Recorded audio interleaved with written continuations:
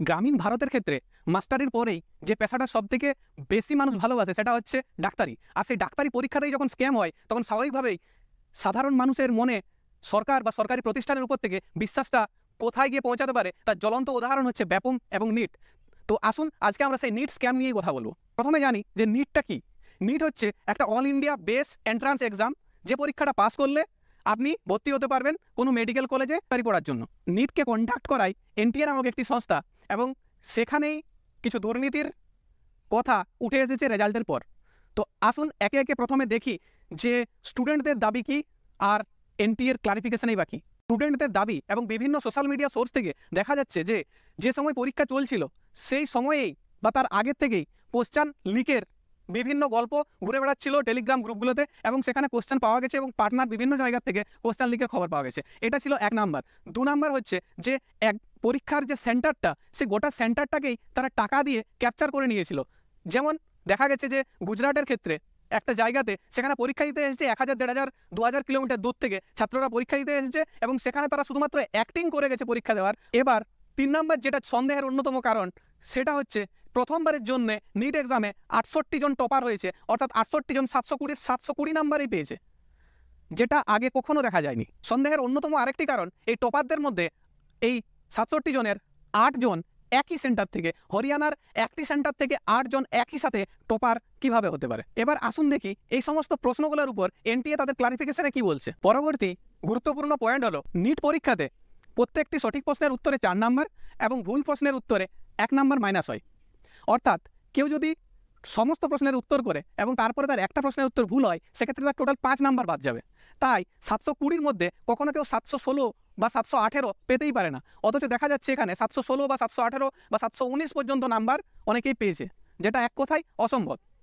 তো এবার আসুন দেখি এনটিএ তারা এর ক্লারিফিকেশনে কি বল। তবে ব্যাপারে এনটিএর ক্লারিফিকেশনে এটাই তারা উল্লেখ করেছে যে বছর বছর তাদের কাট অফটা ভ্যারি করে, এবং সেটার প্রমাণ হিসাবে তারা দিয়েছে যে 2020 সালে তাদের কাট অফ ছিল 297, এবং 2021 সালে ছিল 286, 2022-এ ছিল 259, 2023-এ ছিল 279, এবং 2024 অর্থাৎ এই বছর কাট অফ 323।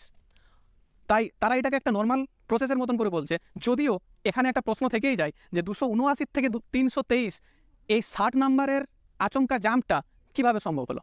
এবার আসুন দেখি এনটিএ তাদের ক্লারিফিকেশনে পরবর্তী যে ক্লারিফিকেশনটা দিয়েছে সেটা 718, 716 বা 719 এই মার্কসগুলো কীভাবে এসেছে সেটার ব্যাখ্যাটা কি বলেছে।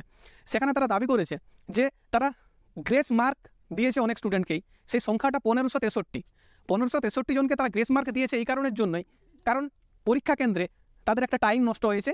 তো সেই টাইম নষ্টটাকে কম্পেনসেট করার জন্য তারা তাদেরকে একটা গ্রেস মার্ক দিয়েছে, কিন্তু সেই গ্রেস মার্কটা কীভাবে তৈরি করা হয়েছে সেটার কারণ হিসাবে তারা বলেছে 2018 সালে এপিক্স কোর্টের একটা জাজমেন্টের উপর ভিত্তি করেই তাদের সেই কম্পেনসেটটা করা হয়েছে। টোটাল টপার্সের নাম্বারে যে একটা বিশাল জাম্প দেখা গেছে, সেটার ক্লারিফিকেশনে এনটিএ বলতে চেয়েছে যে প্রতি বছর তাদের পরীক্ষার্থীর সংখ্যা বেড়েছে, তাই টপার্সের সংখ্যাও বেড়েছে।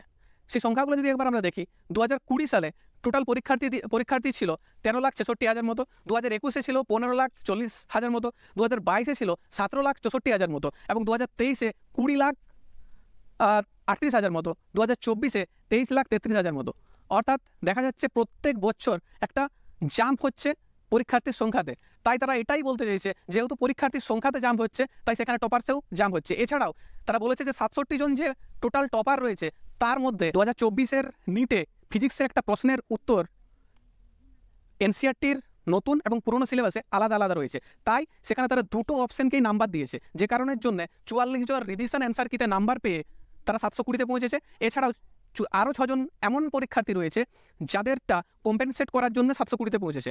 অর্থাৎ এনটিএ এক কথায় বলতে চাইছে অরিজিনাল যারা টপার সেই সংখ্যাটা মাত্র 17, বাকিগুলো কেউ রিভিশন অ্যান্সার কি কারণের জন্য টপার হয়েছে আর কেউ কম্পেনসেট নাম্বারের জন্য টপার হয়েছে।